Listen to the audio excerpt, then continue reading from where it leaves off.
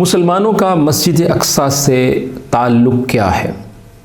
پہلی بات، ایک رات میں مسجد اقصیٰ کی طرف سفر۔ اللہ تعالیٰ قرآن کریم میں ارشاد فرماتے ہیں سبحان الذی اسریٰ بعبدہ لیلا من المسجد الحرام الی المسجد الاقصی الذی بارکنا حولہ، کہ پاک ہے وہ ذات، یا پاک ہے اللہ تعالیٰ جو اپنے بندے کو رات ہی رات میں مسجد حرام سے مسجد اقصیٰ کی طرف لے گیا، جس کے آس پاس ہم نے برکت رکھی ہے، اور تاکہ ہم اسے اپنی کچھ نشانیاں دکھائیں۔ یقیناً اللہ تعالیٰ خوب سننے والا، دیکھنے والا ہے۔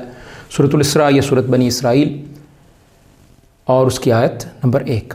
تو پہلا تعلق جو مسلمانوں کا مسجد اقصیٰ سے ہے کہ اللہ کے رسول صلی اللہ علیہ وسلم کو اللہ تعالیٰ رات ہی رات میں وہاں لے گئے، اور یہ فضیلت کی بات ہے اور مسجد اقصیٰ کی اہمیت پر دلالت کرتی ہے کہ اللہ کے رسول صلی اللہ علیہ وسلم کو اس مبارک سفر میں اللہ تعالیٰ نے وہاں قیام کروایا، اور اللہ کے رسول صلی اللہ علیہ وسلم وہاں رکے۔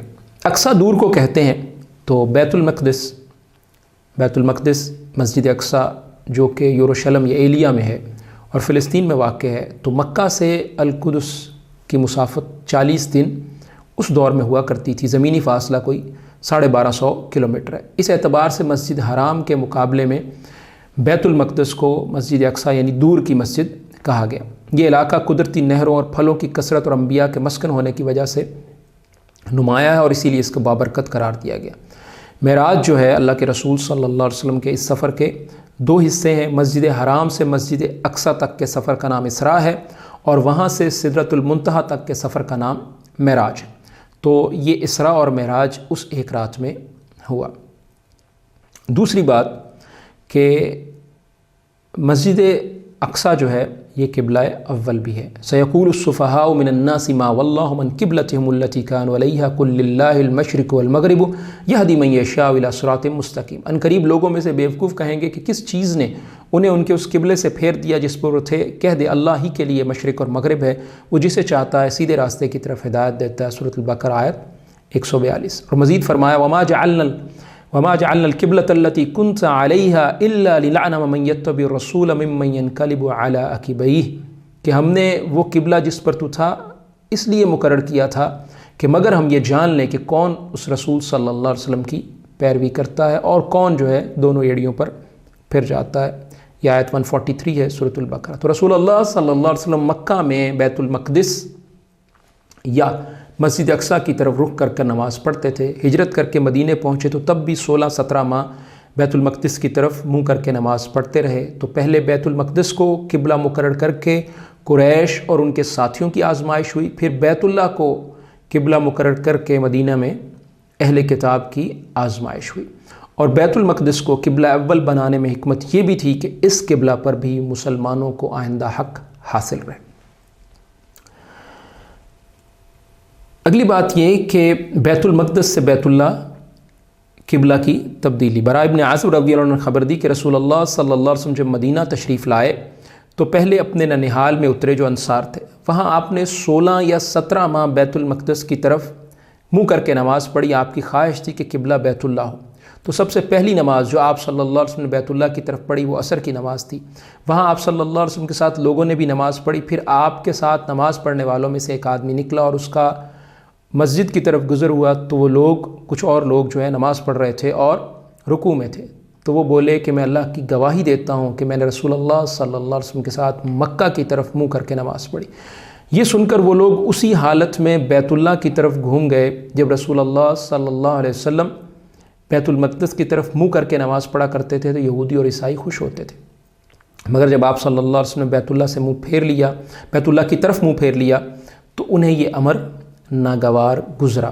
صحیح بخاری حدیث نمبر 40۔ تو جس مسجد میں یہ واقعہ پیش آیا اس مسجد کو اب مسجد قبلتین کہتے ہیں۔ چوتھی بات مسجد اقصیٰ میں امامت اور قریش کے سوال۔ انس ابن مالک رضی اللہ عنہ بیان کرتے ہیں کہ رسول اللہ صلی اللہ علیہ وسلم نے فرمایا میرے پاس براق لایا گیا، وہ ایک سفید رنگ کا لمبا چوپایا ہے، گدھے سے بڑا اور خچر سے چھوٹا۔ وہ اپنا قدم وہاں رکھتا تھا جہاں اس کی نظر کی آخری حد ہے۔ فرمایا میں اس پر سوار ہوا، بیت المقدس آیا، پھر میں نے اس کو اس کنڈے یا حلقے کے ساتھ باندھا جس کے ساتھ انبیاء اپنی سواریاں باندھتے تھے، پھر میں مسجد میں داخل ہوا اور اس میں 2 رکعتیں پڑھیں۔ صحیح مسلم 411 اور مختصر نمبرنگ کے مطابق 162۔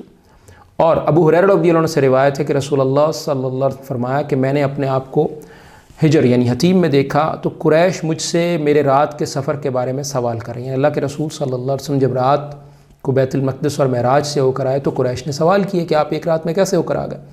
تو اللہ کے رسول صلی اللہ علیہ وسلم کے لیے اللہ تعالیٰ نے یہ مہربانی کی کہ اللہ تعالیٰ نے بیت المقدس کی جن چیزوں کے بارے میں پوچھ رہے تھے اور میں نے غور سے نہیں دیکھی تھی، تو اللہ تعالیٰ نے بیت المقدس کو میرے سامنے کر دیا، تو میں اس کی طرف دیکھ رہا تھا، تو مجھ سے جس چیز کے بارے میں قریش پوچھتے میں انہیں بتا دیتا۔ اور میں نے خود کو انبیاء کی ایک جماعت میں دیکھا تو وہاں موسیٰ علیہ السلام سے کھڑے ہو کر نماز پڑھ رہے تھے جیسے قبیلہ شنوع کے آدمیوں میں سے ایک ہو، یعنی مشابہت ان کی اس قبیلے کے لوگوں جیسی تھی۔ اور عیسیٰ ابن مریم کو دیکھا، وہ کھڑے نماز پڑھ رہے تھے، لوگوں میں سب سے زیادہ ان کے مشابہ عروہ ابن مسعود ثقفی۔ اور وہاں ابراہیم علیہ السلام کو بھی دیکھا، نماز پڑھ رہے تھے، اور لوگوں میں سب سے زیادہ جو ہے میری مشابہت ان سے تھی۔ آپ صلی اللہ علیہ وسلم نے اپنی ذات مراد لی، اور پھر نماز کا وقت ہو گیا، میں نے ان سب کی امامت کی۔ صحیح مسلم 172 اور مفصل نمبرنگ کے مطابق 430۔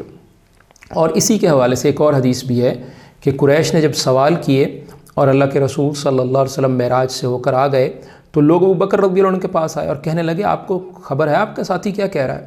اس کا یہ خیال ہے کہ وہ راتوں رات بیت المقدس گئے، اور تو کیا یہ ممکن ہے؟ ابو بکر رضی اللہ عنہ سے دریافت کیا کہ کیا واقعی نبی کریم صلی اللہ علیہ وسلم نے یہ بات کہی ہے؟ لوگوں نے کہا ہاں۔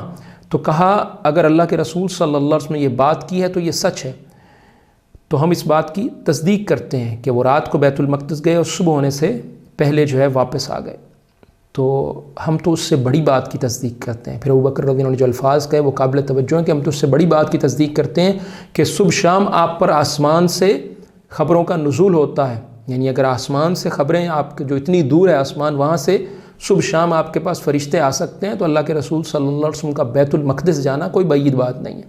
اسی وجہ سے آپ کو صدیق کا لقب دیا گیا۔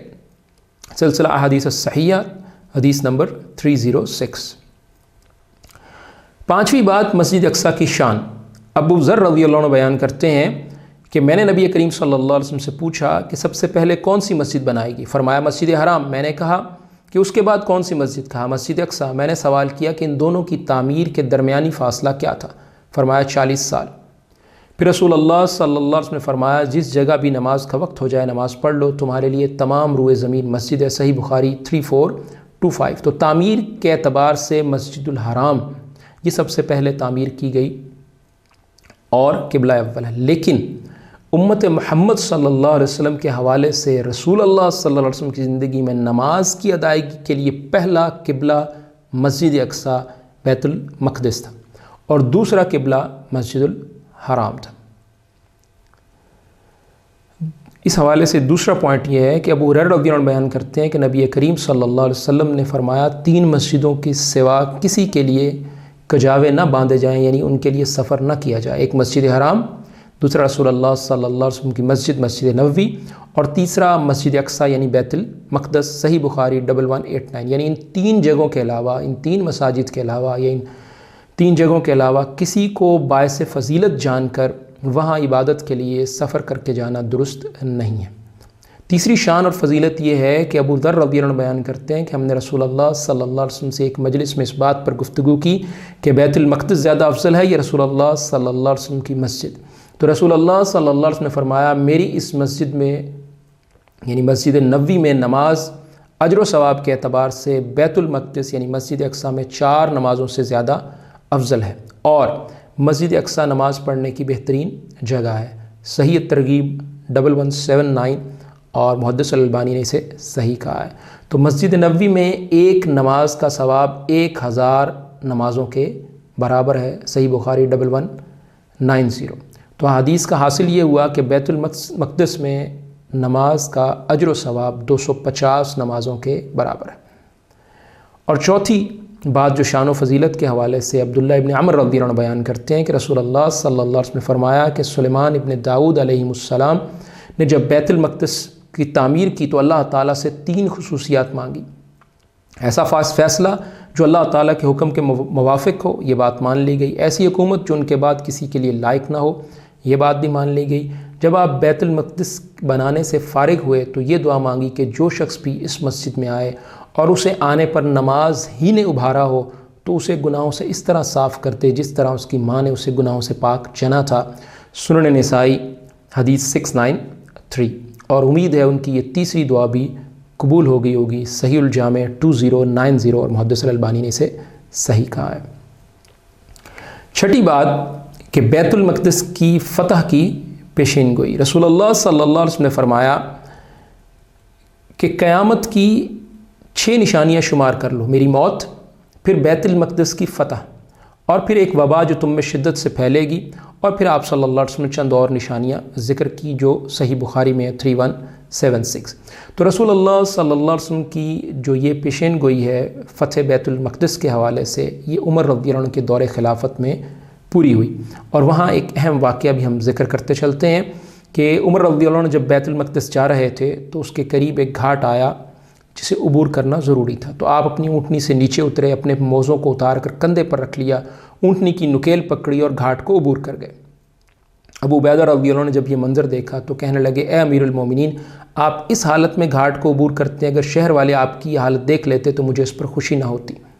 عمر رضی اللہ عنہ نے فرمایا، کاش یہ بات تیرے علاوہ کوئی اور کہتا، انا کنا اضل قوم فاعذنا اللہ بالاسلام فمہما نطلب العزہ بغیر ما عزنا اللہ به اذلنا اللہ، کہ ہم ایک نہایت ذلیل قوم تھے، اللہ تعالیٰ نے ہمیں اسلام کے ذریعے سے عزت بخشی، اور اگر ہم اسلام کو چھوڑ کر کسی دوسرے طریقے سے عزت حاصل کرنا چاہیں گے تو اللہ تعالیٰ ہمیں ذلیل کر کے چھوڑے گا۔ سلسلہ صحیحہ حدیث نمبر 51۔ 7ویں بات، سرزمین بیت المقدس کی اہمیت اور حفاظت۔ رسول اللہ صلی اللہ علیہ وسلم نے فرمایا، وہ یعنی بیت المقدس یا مسجد اقصیٰ نماز پڑھنے کی بہترین جگہ ہے، وہ محشر اور منشر یعنی اکٹھے ہونے اور قبروں سے اٹھنے کی زمین ہے۔ عنقریب ایسا وقت بھی آنے والا ہے کہ ایک آدمی کے پاس گھوڑے کی رسی کے بقدر زمین کا ایک ٹکڑا ہو جہاں سے وہ بیت المقدس کی زیارت کر سکے، یہ اس کے لیے دنیا اور جو کچھ اس میں ہے اس سے زیادہ بہتر اور پسندیدہ ہوگا۔ صحیح الترغیب 1179 اور محدث الالبانی نے اسے صحیح کہا ہے۔ تو ایک حدیث میں تو مسلمانوں کو فتح بیت المقدس کی بشارت دے دی گئی کہ مسلمان اس کو فتح کریں گے، ظاہر ہے بشارت کے ساتھ یہ ان کے لیے ہدف اور ٹارگٹ بھی تھا۔ سو مسلمانوں نے عمر فاروق رضی اللہ عنہ کے دور خلافت میں اس ہدف کو پورا کر لیا اور پا لیا، اور بیت المقدس کی زمین کو حاصل کر لیا۔ پھر تب سے لے کر سوائے 90 سال کے 1918 عیسوی یعنی پہلے جنگ عظیم تک یہ مسلمانوں کے پاس رہا، یعنی بیت المقدس اور فلسطین۔ دوسری حدیث جو ابھی ہم نے بیان کی ہے کہ اس میں بیت المقدس کی زمین کی قدر، اہمیت اور حفاظت کی طرف توجہ دلائی کہ ایک وقت آئے گا کہ گھوڑے کی رسی کے بقدر زمین کا ایک ٹکڑا جہاں سے وہ بیت المقدس کی زیارت کر سکے، اس کو دیکھ سکے، یہ اس کے لیے دنیا اور جو کچھ اس میں ہے اس سے زیادہ بہتر اور پسندیدہ ہوگا۔ تو شاید آج یہ وہی وقت ہے جب اسرائیلی اس زمین کو ہتھیا رہے ہیں، اس پر قبضہ کر رہے ہیں، اس کو جائز اور ناجائز ذرائع سے اپنے قبضے میں لے رہے ہیں، تو اہل قدس کا اور امت مسلمہ کا اپنی سرزمین کے چپا چپا کی حفاظت کرنا از حد ضروری ہے اور شان اور فضیلت کا باعث ہے، اور قدس کی حفاظت کے لیے فلسطین کی حفاظت بھی ضروری ہے۔